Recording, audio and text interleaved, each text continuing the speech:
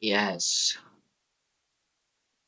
I thought, well, I thought that something so deeply psychological like an animation or show couldn't exist, and wow, shock. I was actually kind of wrong. Especially, that any kind of genre can actually interpret psychological thinking, emotionality, and stuff like hardships that people go through. Now, what does a 16-year-old guy with Chinese headphones has to offer and to explain? And today, I got a good pick. This anime was pretty popular back in the day, and I guess it is now because of how distinct and unique it is from other animes. And when I'm talking about emotional chaos and anime, you only know one thing that exists like that, and it is, of course, Evangelion. Now, I watched Evangelion around a year ago, but I can still recall so much things about it, and I believe that you should watch it. I mean, nowadays people mainstream is like it's not mainstream anymore. It died. Mainstream is long gone. Okay, especially in the anime industry. I believe a lot of mainstream things are mostly based on animation, super VFX, whatever effects, CGI and all of that. Even though Marvel doesn't do good with that. Yeah, but I believe that mainstream has died. Last time I think mainstream was still alive. I don't even remember myself. Yeah, it's really hard to think, in my opinion. But I should really stop yapping because this video is about Evangelion, and it's explained by none other than me. And I'm the best, and I'm a heavy critic, by the way. I really comment on things that I find good or bad. And it's mostly mainstream things, shows like Solo Leveling, Has Been Hotel, and many others. Now, Evangelion, I believe, has around 13 manga chapters, which is pretty small, right? Like, how is it huge? Because the anime has 24 episodes, which is not a lot, but to be honest, the impact that it left in this short amount of time, in my opinion, in my mind, is immaculate. The immense experience and emotion I got is, yeah, it's something different. Now, yeah, how can you mix emotions and sci-fi, together like cyborgs and everything? And Evangelion captures it perfectly.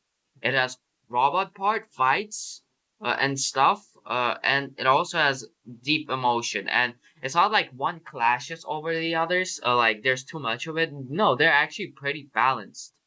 And I remember seeing people on Reddit debating on Evangelion or Zero Two, and again, no hate to Zero Two, I didn't watch it, but to compare it to Evangelion for me is just no, no, they're completely different. Evangelion is a different piece of art. I'm telling you, it has a USP, or in business, it's unique selling point, where a product just has a special feature that no one else has in the market. Yeah, I'm a smart guy. I know that. Like, you probably didn't know what USP is, but yeah, I'm gonna inform you. I just informed you. So, yeah, let me, this introduction is very long. Let me just talk about Evangelion. Now, the story sets on this boy Shinji whose dad abandoned him, and his dad is the I think the owner of the company named Nerve, which produces big robots named Eva. Yeah, I believe that's how they're pronounced. And well, these robots are used to find the angels. The angels, yeah, you think they're good? Nah, nah, nah. These guys want to destroy Earth on a whole another level. Now, first episode, we already have some good scene with with a with a purple-haired girl named Misato, I think.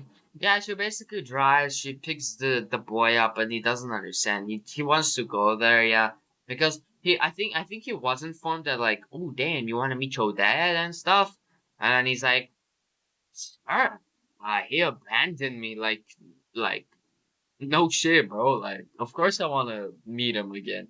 And then when they arrive, he goes into that big lab, and then he sees a big robot standing, and his dad is like, wait, I'm gonna show you the pose.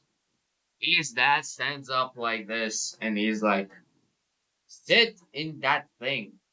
And yeah, which is to be honest, a very intense start. I mean, he just imagine he was abandoned, and then the next thing that his dad says is, "Sit in that thing, pilot it, and destroy everyone, destroy angels because they attack. We're on the verge of losing human species." So episode one doesn't let off a bit small. It turns already a big plot turnover. So there's a bit emotional part where Shinji's like, I don't want to. No, I just wanted to meet you. Why do you keep doing that? Mm. But Shinji cracks under zero pressure when he sees a girl in bandages. Like she was actually piloting a Yeva. Uh going like break they brought her there. So if Shinji can't do it, she can. Get out of here. You are a disappointment. That's again an insane start. I just can't stop saying that. Anyways, he cracks under zero pressure and says, "Now, okay, I'll pilot it. Don't let her do this. Okay, let me do it." So he sits in, he flies off. Yeah, but then Shinji gets traumatic pain because he can't fight. Like he can't fight. And when the angel starts attacking him, he actually you can feel his screams. There were like the people in the lab were looking like to be honest, I would not survive in a lab where I heard screams every day because if you're sending people, I mean kids that fight over monsters. Now there's also an important thing here is synchronization. You have to synchronize yourself with the robot called Yeva, as I said. Yeah, there's also that part, and basically, if you synchronize, I don't know, it's just they show that, they show that, and yeah. So basically, the Eva somehow it responds, it breaks the barriers that the angel has, and freaking destroys that thing. And people are actually shocked. They're like, "Yo, what the hell, bro? Did he just act on instinct?" He was like and to be honest, the shield, the barrier that they have, is no ordinary thing. It's just I forgot the term that they used for the shield. Wait, let me just try to remember it. And yes, I just remembered it. I did not just search it up. It's AT field, which is absolute terror field. Basically, yeah, it broke through that, and that field is no joke. It's actually very powerful. He like freaking and so yeah, and for the past episodes after that introduction, we get introduced to his friends. He's in a class. Everyone used Misato as a hot woman, yeah, which is pretty strange, but I guess okay, fine. And then there's also this important moment that um where Shinji meets with his dad again to like go to the grave of his mom, and yeah, and his dad is again which is insane in my opinion. He's like literally no emotion. Was Bo even crying when when his freaking wife died? Yeah, insane. Shinji was looking. I think he became fully like his dad now. He also just looks. He asks some question because of course his dad seems like an NPC. He has no morals. He doesn't care about anything, especially about his dead wife, which is insane. Yeah, there is also another guy named Ko yeah, I forgot. But basically, he's this bearded guy, and there's also the wait, let me remember. Aha, I remembered it. It was the doctor with yellow hair whose mom. Yeah, we'll talk about it later because her mom does a big thing in the plot. Yeah, we'll talk about that later. So basically, her name is Ritsuko. There's also Kaji, which is a guy, and he also works there. And Misato, as I said, and there's also this funny scene I forgot to mention where Shinji lives with Misato. Yeah. Um. Which is okay. You already kind of guessed where I'm going with this. Why does it feel weird? But yeah, I'm not gonna really say it right now, right here. So the main three, there's two main threes. The club trio, that's what I call them, which consists of Ritsuko, Kaji, and Misato, because these guys are important. They have like an actual moment together in an episode where they go do some fun. Yeah, but I'm gonna talk about it later because first we gotta get to the introduction. So we already got remember the hospitalized girl I said, well, she is also a pilot of a Yeva. Yeah, they all have their own mechs, I believe. So basically, they get to know each other, but Ray, her name is Ray, she is weird as hell. I'm not even kidding. But it's not in a bad way because, she gets introduced as this quiet girl that is like, she says some words, and then her voice is so calm and peaceful. I could actually sleep to it if it wasn't ASMR. But basically, they have this weird encounter. He goes into a room, and then he gets out of there. There's so much bandages in this room, full of blood. Yeah, insane. Yeah. Uh, but Ray basically is one. You know what? I love it. Okay, I'm gonna explain one positive thing. Every character here is used wisely. Like, which is very good in my opinion. Makes the story much stronger. You introduce someone, he does something that is plot related, that makes more conflicts, and these conflicts make sense. Of course, they should make sense. Like, if you ask a question, why did you do that, and like, the creator doesn't answer that, it just doesn't make sense. It's unexplainable. That means there's a plot hole. So we get to introduce this German girl that can also speak Japanese, and her name is Asuka. And she controls a cool colored Yeva. Uh, I don't think I think the Yeva is a robot that Shinji controls. It's not for everyone, but basically she also has a robot which is a red robot, and unlike being a Yeva, it's more like, I don't know, it's more like a slim type of robot, or cyborg or whatever you want to call it. Yeah. So basically, the reason I'm not going episode by episode is because it's mostly them fighting the angels. I mean, they do learn something important. Maybe they don't. Yeah. Maybe this is why people don't really like Evangelion, is because it's pretty based. Emotions are here and there, but it's pretty based. The concept is based. Every episode they go, they do something, they either kill angels, they find something, they kill something. Yeah. But but there is one important episode I have to talk. So there is this classmate, and the classmate of Shinji, and his name is Toji. Yeah, not the GGK Toji. Although I do believe that the Toji here, he went to another dimension, had a glow up, because to be honest, I think their haircuts look similar. Yeah. But anyway, I don't know why I bring this up just for a meme. He's basically his classmate, and then they do an experiment on him. They put him in a Yeva or something, and yeah, he was basically there. And the experiment goes wrong. So this robot goes on a rampage. The friend doesn't hear anyone. He wants to kill everyone. That's what he wants.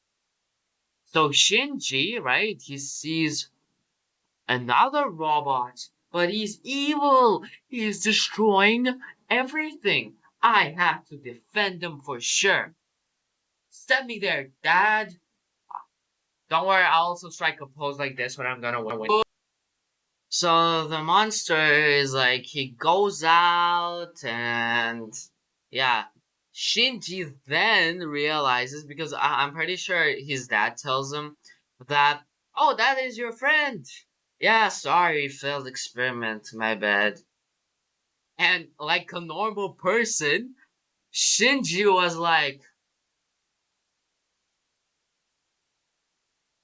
what?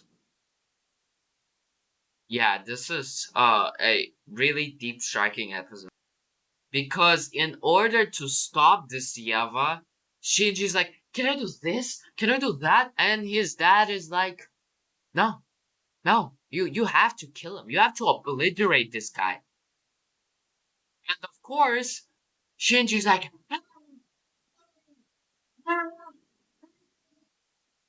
yeah, and yeah, he doesn't kill him because he ends up hospitalized. But still, that is insane trauma damage. A guy that abandoned you is literally commanding you, kill your friend, kill him, or it's gonna destroy the entire earth. So we get the main purpose of this anime. Not the main purpose, the main conflicts. They all happen because if Shinji doesn't do anything, Earth will die. Yeah. There's also this arc where we get introduced to that white-haired guy. Yeah, and fun fact, Shinji is bi, which is bisexual. Because there were some really uncanny gay scenes that they had. Well, they weren't shown explicit stuff. It was more like Shinji was blushing. My God, damn man. To be honest, there's one thing that I have to know. He almost never received a compliment. He was trashed around. Asuka bullied him, well, because she's like this type of she's a stereotype because she thinks she's better than everyone. Ray is literally an NPC. Yeah. Gendo, his dad, just abandons him, doesn't care. He barely talks. They barely see each other. Misato, okay, you know what? She took care of him at home. She did ask about his well-being. And then there's this white-haired guy, which actually resonates with him. So, to be honest, I don't mind Shinji starting to, like, even blush at this point. Because this is kind of reasonable. Like, uh, really, to be honest, yeah, I don't blame him, for, yeah, taking his compliment serious because I feel bad myself. Yeah. And that white guy reveals himself to be the final angel named Tabris, who wants to do the third impact war. Now, if you don't know first, second, and third impact, there were basically huge things that Earth survived somehow through. It was basically a gigantic thing. Yeah, it was basically immense. So not a lot of people survived out there, in these conditions. But yeah. So third impact is a pretty big deal. So Shinji is like, I mean, the white-haired guy allows to fight him, and yeah, and Shinji kills him. Yeah, a guy that he grew close to, he just kills him. Yeah, man. And people still, yeah, still, the story doesn't even get to the worst part. So, yeah, uh, Kaji, yeah, that guy, remember him? He also dies. He also dies. Yeah, he also dies. Mm, he dies. Yeah, that's sad. He was shot by an assassin. So basically, this took a big toll on Misato because they were having, I guess, she had a crush on him, I believe. Because there's a scene where they slept together. It wasn't explicitly shown, so it's pretty fine. So now what? I mean, the last two episodes, the last four episodes, so from starting from 2020 and 21 were basically a much bigger backstory of Evangelion. What does it, you know, what does it like represent and stuff. But the last two episodes is what most people were like, am I watching? What am I watching? So the last two episodes was like an emotional tornado. I'm not kidding. Because it's just pure you watching a guy think purely asks question. There are people around him. He's like hallucinating. I think it's thinking hallucination. Uh, Hearing voices, hearing sounds, seeing people, seeing yourself being demorphed. Yeah, that does happen where he's drawn 2D, I believe. Yeah, and basically it's just a whole lot of psychological thing over and over and over again. But this is not even the main thing, because it isn't really disappointing because there's another movie, which is the end of Evangelion. The end of Evangelion, oof. Yeah, that was a real deal. The end of Evangelion, I don't even know where to start. So Adam, he's something happens with Adam, and then Ray betrays I believe, or was it Ray? She betrays basically him, and yeah, he's like, what? How could you do this to me? So I think she makes the awakening of Adam, and he sends in angels. They sent in Asuka to fight. Yeah. Their main camp was infiltrated by the government, I think. Yeah. So basically, it's insane. Meanwhile, Shinjen, what was her name? Oh my god. Mistletoe, yeah, they were both underground and they ran away. And while running away, there was a soldier. She shot her in a spot or something. Yeah, I don't remember where exactly, but she was on the verge of dying. So they went to an elevator, and then she explained, Shinji, I won't make it out. You gotta do it yourself. And before she dies, she kisses Shinji. Oh my god. Literally, I was like,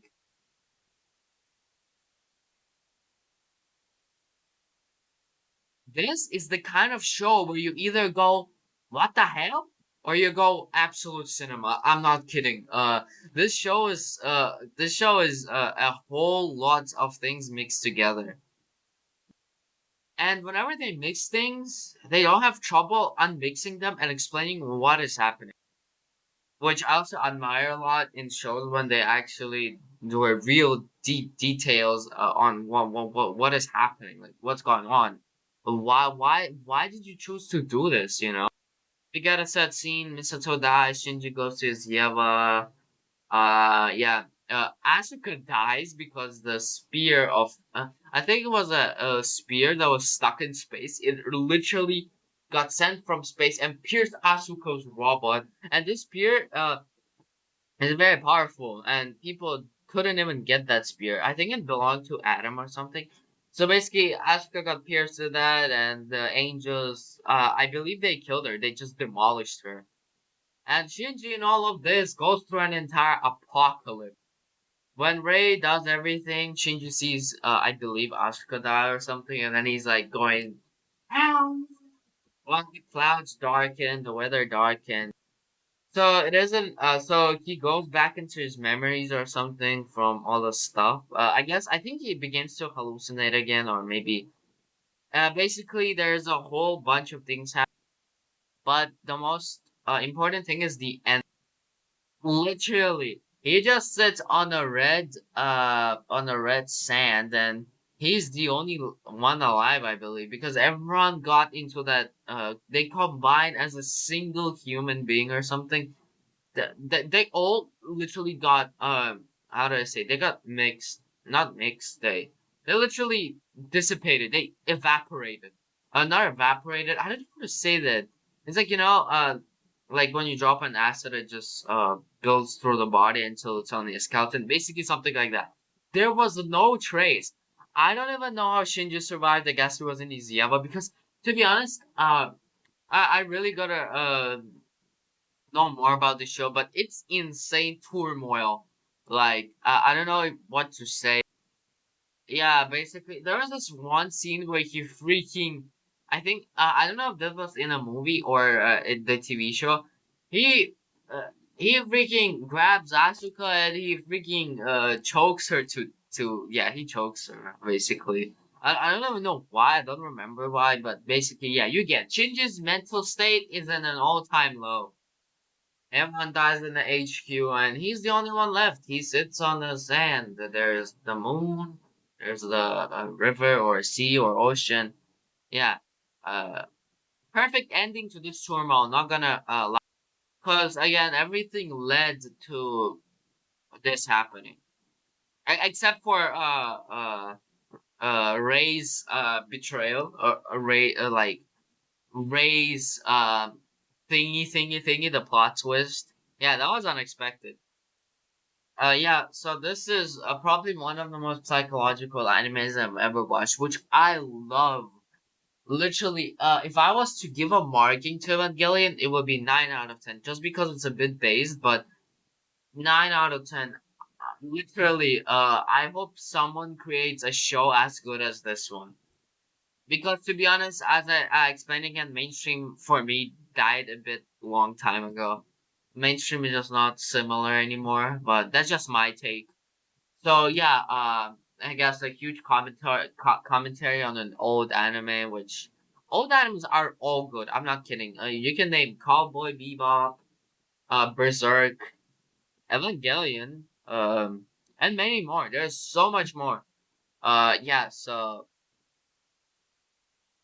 hope, hope that I explained thoroughly what I think about this. Yeah. So I guess see you in the next vid. If I make any, of course I'll make. I love making videos. Yeah. See ya. Yeah, just to clarify, in the end, Shinji was actually Rei, betrayed, Gendo because, she's like, she built a bond with Shinji, so she refused to listen to him, and yeah, she gave control to the entirety of the world to Shinji, and everyone, turned into one single human being, and then Shinji's like, I don't want to be alone. And he's like, okay, you know what? He says, okay, you know what? Let's rebuild this world again, and then everyone who wants to go back to their form, they can do it. Yeah. So yeah, great ending in my opinion. Yeah, solid. Yeah, that's what I wanted to add. Now for sure. Yeah. Bye.